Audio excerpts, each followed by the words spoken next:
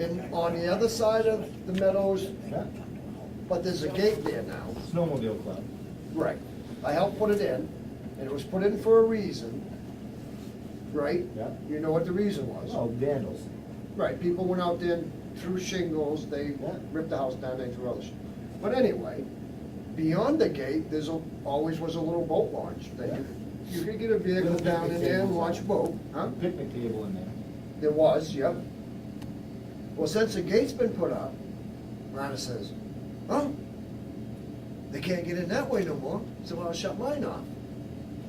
I think the railroad owns it, but If there was a public access on Rada's land, deeded public access. If I don't- there was? If there was. I don't know if there was. I don't know. If there was, I mean, we could find it at the registry of deeds. Yeah. If there was public access once, it will forever be can't public block it access. off. You can't or block it off. Well, but see, now, somebody approached me about this, because I live near the Meadows, Yeah. and I says, geez, you know, that's true. You can't launch a boat over there no more. And I said, well, maybe I could talk to the snowmobile club, and we could move the gate down in there beyond the boat launch. It wouldn't be a big deal. Yeah.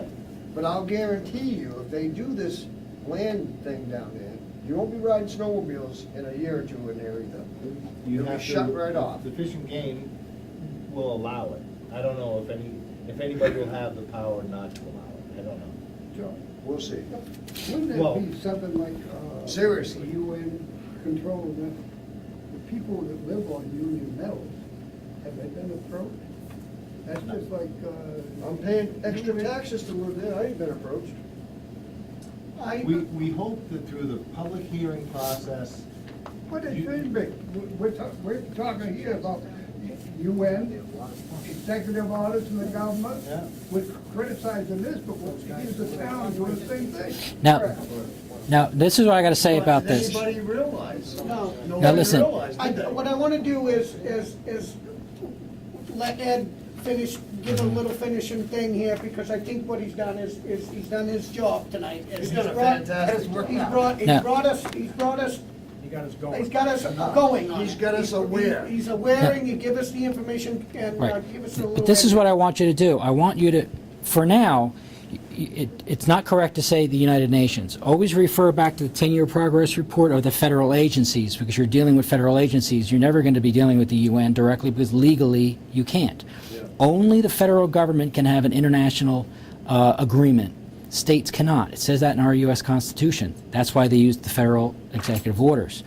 Now, in the 10-year plan, in 10-year progress report, Chapter 15, Conservation of Biological Diversity. Remember I said this book tells you which federal agencies are promoting, are implementing the agenda.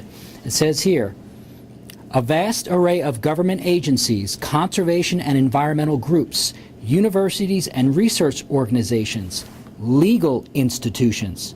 The legal institution they're talking about is the Conservation Law Foundation. Did you ever hear of them? CFL?